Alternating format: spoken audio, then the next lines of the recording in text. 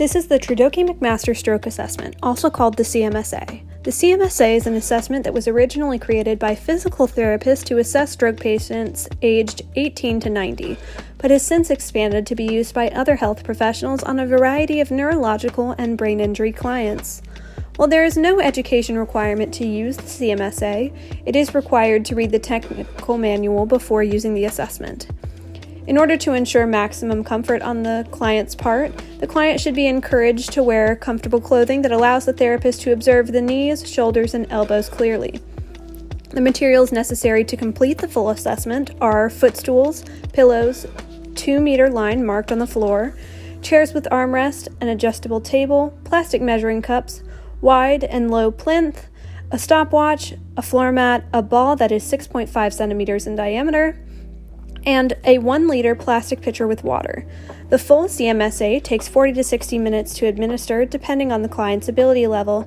Safety is a top priority, and if the therapist feels that an activity could worsen a client's condition, the activity should be ended. Likewise, any pain should be noted. If the client becomes excessively fatigued, you should also end the assessment. Ensure the client understands all directions given. Verbal instructions may accompany a brief demonstration of the task to ensure the client understands all directions. The CMSA consists of 2 sections, the impairment inventory and the activity inventory.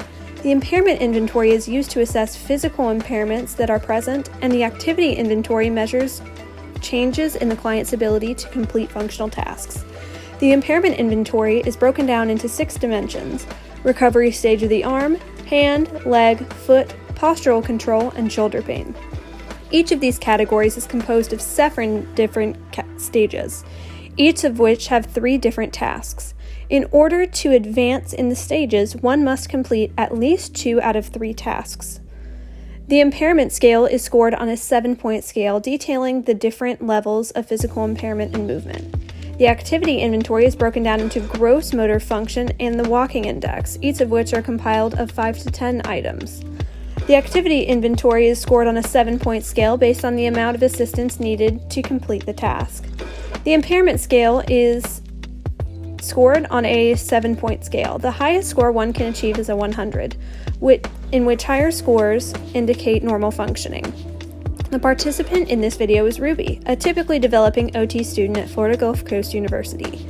While it is recommended that shoes be taken off during the assessment, the client was uncomfortable with this and requested to leave them on for the impairment inventory. Because the assessment is being used for educational purposes, this was permitted but noted on the score form. The portion of the assessment I chose to complete for this video is the postural control assessment of the impairment inventory. This assessment is unique in that it assesses postural control through completing several functional tasks. This gives an idea of not only what level of postural control the individual has, but how it is directly impacting their ability to carry out tasks at that time.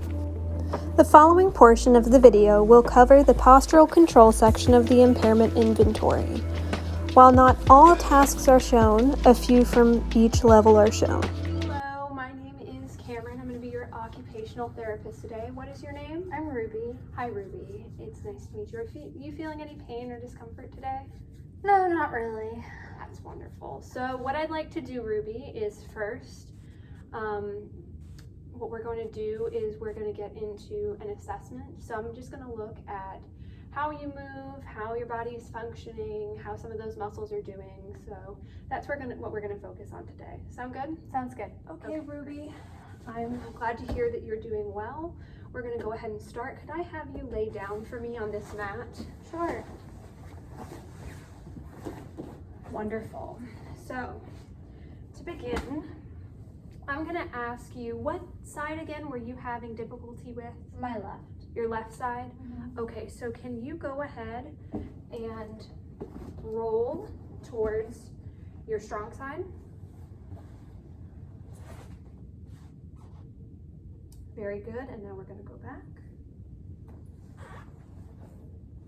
Great. Now what we're going to do is I'm going to ask you, I'm going to move your trunk. So please let me move your trunk. All right,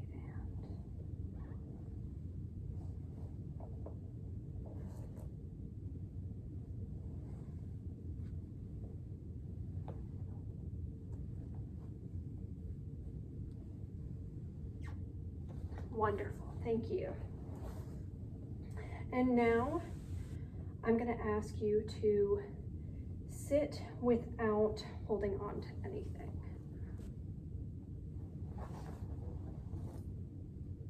Wonderful. And back. Can you move forward and backward and return to center without holding on? So forward and backward and return to center.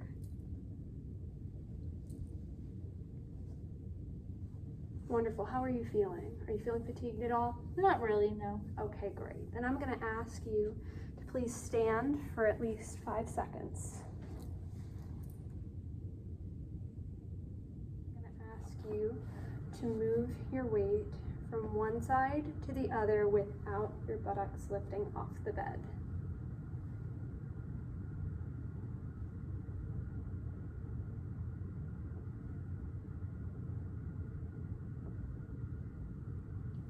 Wonderful. Thank you. No problem. And are you feeling fatigued at all? How's your pain level? I'm doing okay. No problems. Make sure to let me know because whenever you need, we'll take a rest break, okay? Okay. Now, can you shift your weight from one leg to another, making sure to raise your buttock off of the mat, return it to center, and shift.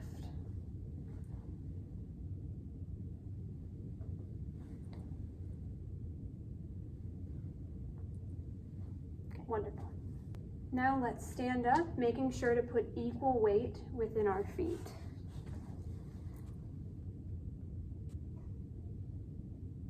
How's that feel? I think it feels pretty good. Yeah. Okay, sounds great.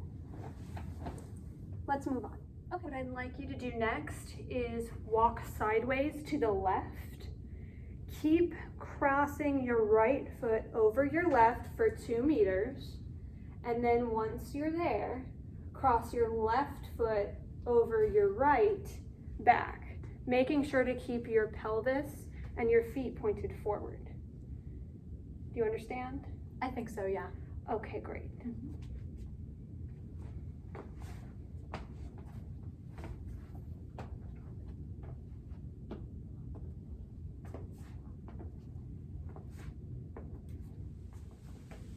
Ruby, to finish this up, what we'll be doing is I'm going to ask you to walk on your toes for 2 meters.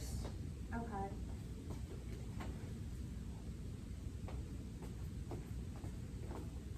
I'm going to ask you to touch your heel to your toe and walk along this straight line as quickly as possible. Okay.